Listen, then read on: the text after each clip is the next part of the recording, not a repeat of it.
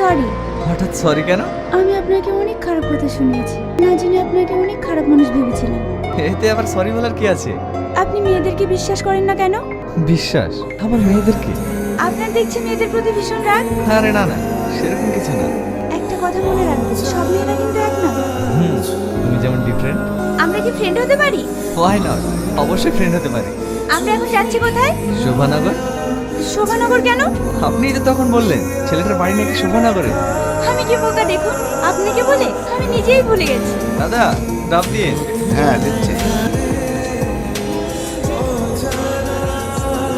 200 টাকা এই নিন। কি হলো? জানি হঠাৎ করে কি হলো, আমি দেখছি। সেট, ইঞ্জিনের সমস্যা হয়ে গেছে, এখন তো এটা আর চলবেও না। তাহলে এখন কি হবে? কি হবে আবার? মঞ্জলিকে এসে আমাদের পাহারা দেবে। কাকে ফোন করছো? রাহুলকে। আমি তো ভুলেই গেছিলাম। তুমি যতই দেখি না কেন, দাঁড়ান ভাই, দাঁড়ান দাঁড়ান দাঁড়ান, আমাদের গাড়িটা খারাপ হয়ে গেছে। আশেপাশে কোনো গ্যারেজ পাওয়া যাবে? না ভাই, এত রাতে এখানে কোনো গ্যারেজ পাবেন না। তাছাড়া এখন সব বন্ধ হয়ে গেছে, ডাকলেও কোনো মিস্ত্রি আসবে না। তাহলে এখানে থাকার মতো কোনো হোটেল পাওয়া যাবে? না না ভাই, এই গ্রামে কোনো থাকার মতন হোটেল পাওয়া যাবে না।